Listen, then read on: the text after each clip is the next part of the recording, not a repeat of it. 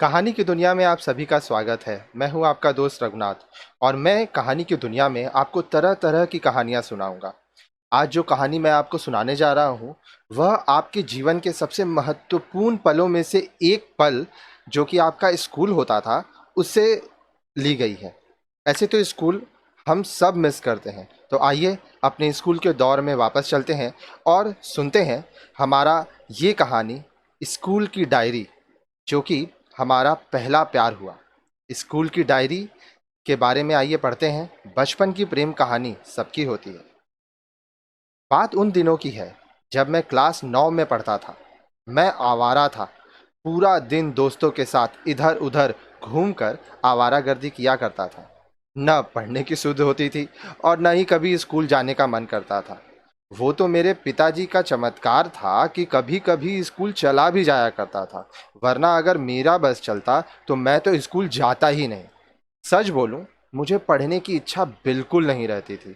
मैं किसी तरह स्कूल का दर्द, वो समय जैसे तैसे एक बोझ समझकर काट सा रहा था।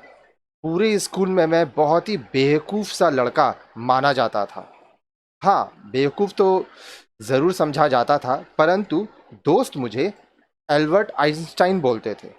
अब मुझे यह तो नहीं पता था कि ये एल्बर्ट आइंस्टाइन कौन था, लेकिन जब भी कोई काम करता मैं तो मेरे दोस्त ज़रूर कहते, यार तुम्हारा क्या दिमाग है, तुम तो बिल्कुल अल्बर्ट आइंस्टाइन हो।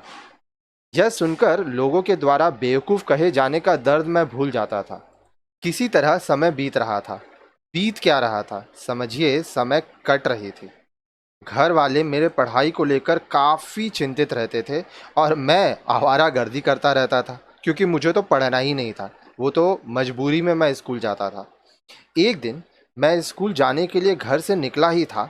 कंधे पर लाल पीली रंग की स्कूल की बैग थी, जिसके पानी रखने वाली झोली को मैंने बातों ही बातों में पिछले सोमवार को दोस्तों से शर्त लगाने की वजह से फाड़ दी थी। उस दिन मुझे स्कूल जाने का दिल बिल्कुल भी नहीं कर रहा था, मगर आधे मन से स्कूल की तरफ जा रहा था। अचानक मेरी नज़र एक 5 फीट लंबी पतली सी लड़की स्कूल ड्रेस में दिखी। मैं स्कूल ड्रेस देखकर ही समझ गया कि यह लड़की मेरे ही स्कूल की है। स्कूल की कोई भी ऐसी लड़की नहीं थी जिसे मैं पहचानता नहीं था। भले ही स्कूल के जो टीचर थे, शिक्षक थे, उनके चेहरे दिमाग से उतर भी जाएं, मगर लड़कियों के चेहरे तो मैं बिल्कुल नहीं भूलता था। एकदम तुरंत से समझ जाता था कि यह लड़की हमारे स्कूल के कौन से क्लास में पढ़ती है। मुझे इस लड़की को देखकर ताज्जुब सा हुआ। आखिर ये कौन लड़की है जिसे पहचानने में मेरे दिल का कनेक्शन कट रहा है।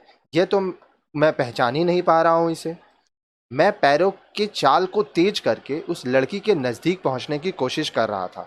अफसोस, मुझसे पहले ही वो स्कूल के अंदर चली गई। मुझे लगा अब तो इससे अगले दिन ही मिल पाऊंगा मैं, क्योंकि हमारे स्कूल का एक नियम था। उस नियम के अनुसार कोई भी बच्चा किसी दूसरे क्लास के बच्चे से नहीं मिल सकता। वाह! उसे देखकर मेरे मुंह से अचानक निकल गई। वह 5 फीट लंबी पतली सी भूरी आंखों वाली, गोरी, एकदम ऐसी कि बस इंसान देखता ही रह जाए, वह लड़की मेरे ही क्लासमेट निकली। आज पहली बार किसी को देखकर इतनी खुशी हुई थी। मैं उसे निहार ही रहा था कि क्लास में चंद्रभूषण सर आ गए। निकली तोंद, सफेद बाल, राक्षस वाली चाल और हाथों में एक मोटा डंडा लेकर क्लास के अंदर आ गए वो। उन्हें देखकर सभी बच्चे बिल्ली जैसे दुबक कर शांत मुद्रा में बैठ गए। मैं भी उस लड़की के चेहरे से नजरें हटाकर अपनी किताबों पे नजरें दौड़ाने लगा। किताबों पर क्या देखता मैं, दिमाग तो उसी के तरफ था, पर सर के डर से किताबों की तरफ देख रहा था, क्योंकि अगर सर मुझे देख लेते उसे देखते हुए तो समझो मेरी शामत आ जाती। प्रत्येक दिन अपने क्लास में मेरा मजाक उड़ाना एक आम बात हो गया था, मगर आज बात अलग थी। आज ये डर लग रहा था कि आज मजाक ना उड़ जाए। ये लड़की नई आई है, इसके सामने मेरे इज्जत का कचड़ा ना हो जाए।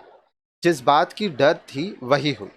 चंद्रभूषण सर ने पूरे क्लास के सामने मुझे खड़ा कर दिया और गणित के 2-3 प्रश्न पूछ दिए। साला पूरा दिमाग हिल गया, मगर मैं प्रश्न का बाल भी बांका नहीं कर पाया। समझ ही नहीं आ रहा था कि उत्तर क्या होगा। पढ़ता तब तो समझ में आता। गुरुजी वहीं तुरंत गधे, मूर्ख जैसी महान महान उपलब्धियों से मुझे सम्मानित करने लगे। पूरे क्लास में हंसी गूंज रही थी। शर्म से मेरा चेहरा आज पहली बार लाल हुआ था, वरना ऐसा कभी होता ही नहीं था कि मुझे शर्म आए। मुझे तो पता भी नहीं था कि शर्म होता क्या है। मैं समझ गया था, यह लड़की कभी भी अब मुझसे बात नहीं करेगी। भला कौन इतने बेवकूफ़ लड़के से बात करना पसंद करेगी। मैं चुपचाप अपनी जगह बैठ गया। मैं कुछ सोच ही रहा था कि तभी चंद्रभूषण गुरुजी की क्लास समाप्त हो गई।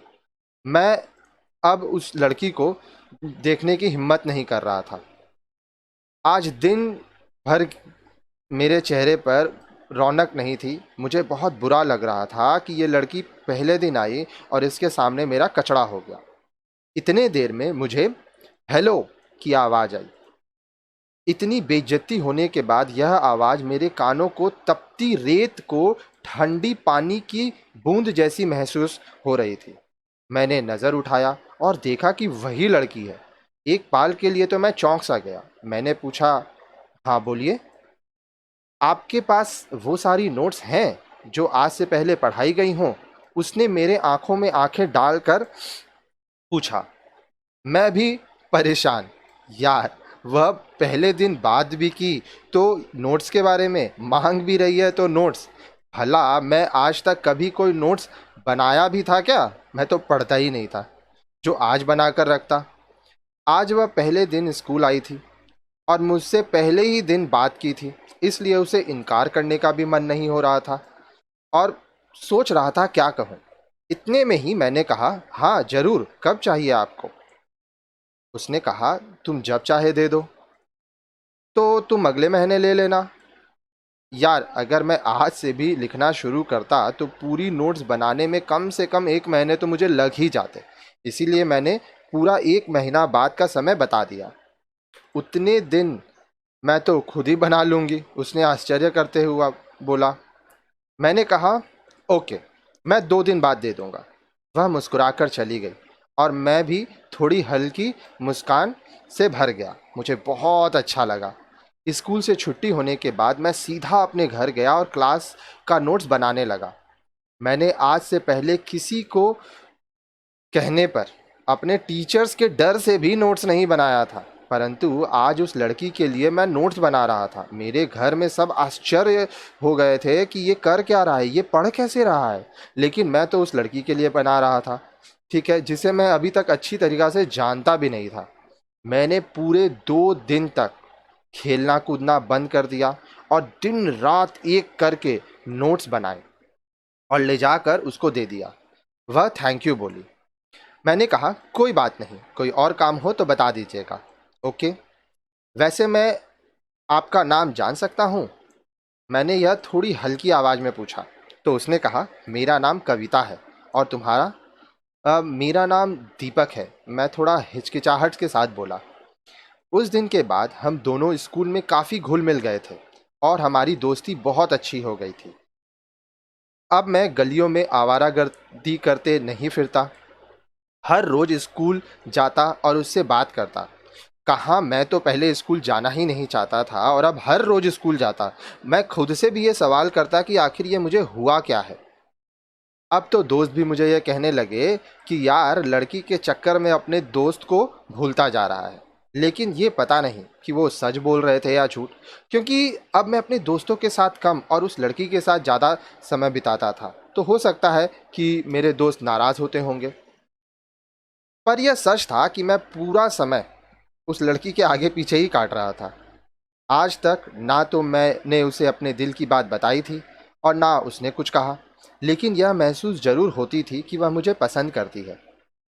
मई महीने के अंतिम सप्ताह के शनिवार का दिन था। उस दिन पढ़ाकर हमारे स्कूल में गर्मी की छुट्टी मिलने वाली थी और स्कूल अब 30 दिन बाद खुलने वाला था। यूं तो जब छुट्टियां आती थी तो मैं बहुत खुश हो जाता था कि चलो स्कूल जाने से छुट्टी मिलेगा, लेकिन ये छुट्टी मेरे लिए बहुत ही दर्द भरी थी। मैं नहीं चाहता था कि छुट्टी मिले। मुझे समझ नहीं आ रहा था कि ये इतने दिन मैं उसके बिना कैसे रहूँगा, ना उससे मिलूँगा, ना उससे बात करूँगा। तो मैंने आज फैसला कर लिया कि अपने दिल की हाल एक कागज़ के टुकड़े में लिख कर उसके बैग में रख दूंगा। अब देखिए, कागज़ पे ही लिखना था क्योंकि इस क्लास में सबके सामने उससे बात करता था और मेरी इतनी हिम्मत नहीं थी कि मैं सबके सामने उसको प्रपोज करूं। मुझे ये डर था, मान लो अगर वो सबके सामने मना कर दी तब तो मेरा और कचड़ा हो जाएगा और जो रहा सहा दोस्ती है वह भी ख़त्म हो जाएगा। मैंने बहुत ही प्यार से एक प्रेम पत्र लिखा और उसके बैग में रखने के लिए सही समय का इंतज़ार करता रहा। परंतु प्रेम पत्र उसके बैग में नहीं रख पाया और स्कूल की छुट्टी भी हो गई। सभी बच्चे खुशी से झूमते हुए अपने घर लौट रहे थे और मैं चेहरे लटका कर बैठा था। मैं बिल्कुल उदास था। मुझे समझ नहीं आ रहा था कि अब उससे बात कैसे करूंगा। इतने दिन तक बिना उसे देखे कैसे रहूंगा। मुझे उसकी आदत सी हो गई थी। मुझे गर्मी के मौसम पर गुस्सा आ रहा था। मुझे लग रहा था काश अगर गर्मी का मौसम होता ही नहीं तो स्कूल में छुट्टी ही नहीं मिलती और मुझे उससे इतने दिनों तक दूर नहीं जाना पड़ता। मैं घर आकर उदास होकर बैठा था। हर दिन की तरह आज भी स्कूल से आने के बाद स्कूल की डायरी से होमवर्क लिखने के लिए डायरी निकाल कर देख रहा था। तभी मुझे डायरी में एक कागज का टुकड़ा मिला और मैं उछल सा गया। अरे वाह! मेरे मुंह से यह शब्द अचानक से निकल गया और पूरे दिन मैं जो इतना उदास था, अब तो जैसे लग रहा था कि कुछ हुआ ही नहीं पूरे दिन और मैं इतना खुश हो गया कि बता नहीं सकता हूँ। यह कविता ने मेरे लिए प्रेम पत्र लिखा था। मैं उसे प्रेम पत्र देने की कोशिश कर रहा था और दे नहीं पा रहा था और उसने पता नहीं कब मेरे बैग में डायरी के अंदर प्रेम पत्र रख दिया। अब उस उसमें उसके घर का टेलीफोन नंबर था। मैंने तुरंत उस नंबर पर फ़ोन किया। उसके बाद हम दोनों ने बातचीत का सिलसिला चालू हो गया। बातचीत करते करते मैंने भी उससे कहा कि कविता, मैं भी प्रेम पत्र लाया था लेकिन मुझे मौका ही नहीं मिला कि मैं रख सकूं और पूरे दिन मैं उदास था, लेकिन जब डायरी खोली और तुम्हारा प्रेम पत्र मिला तो मैं बता नहीं सकता हूं मुझे कैसा महसूस हुआ। हम दोनों और बहुत करीब आ चुके थे। हम दोनों एक दूसरे से बहुत प्यार करने लगे थे। अब तो एक पल भी बिताना मुश्किल था एक दूसरे के बिना। 2 साल बाद, मैं पिछले 2 साल से कोटा में हूँ और मेडिकल की तैयारी कर रहा हूँ। मुझे तो यकीन ही नहीं हो रहा है कि जो लड़का कभी दिन भर आवारागर्दी करता फिरता था और उसके माँ बाप, उसके परिवार यह सोचते थे कि पता नहीं ज़िंदगी में ये करेगा क्या, वो आज 10th में अच्छे नंबर से पास करके मेडिकल की तैयारी कर रहा है। अगर मैं अपनी सफलता का श्रेय किसी को देना चाहूँगा तो वो कविता को ही दूंगा। मैं उसी के वजह से आज इतने अच्छे नंबर से पास किया हूँ और मेडिकल की तैयारी कर रहा हूँ। पिछले साल कविता की शादी हो गई और वह अब केरला में रहती है। सुना है उसका पति सरकारी नौकरी करता है। उससे बहुत बात हुए आज लगभग 11 महीने से भी अधिक हो चुका है। वह अपने नई फैमिली में एडजस्ट हो चुकी है, लेकिन मेरे दिल में अभी तक वो वहीं रुका हुआ है जहाँ मैं पहले था। आज भी मैं उसे बहुत प्यार करता हूँ। जब भी उसकी याद आती है तो स्कूल की डायरी को देख लेता हूँ जिसमें हम दोनों को मिलाया था, जिस डायरी में उसने अपने प्रेम पत्र को छुपाया था। वो आज भी उसी तरह मेरे पास सुरक्षित है, जैसे मेरा दिल उसके लिए हमेशा धड़कता रहता है, जैसे वह मेरे दिल में हमेशा रहती है।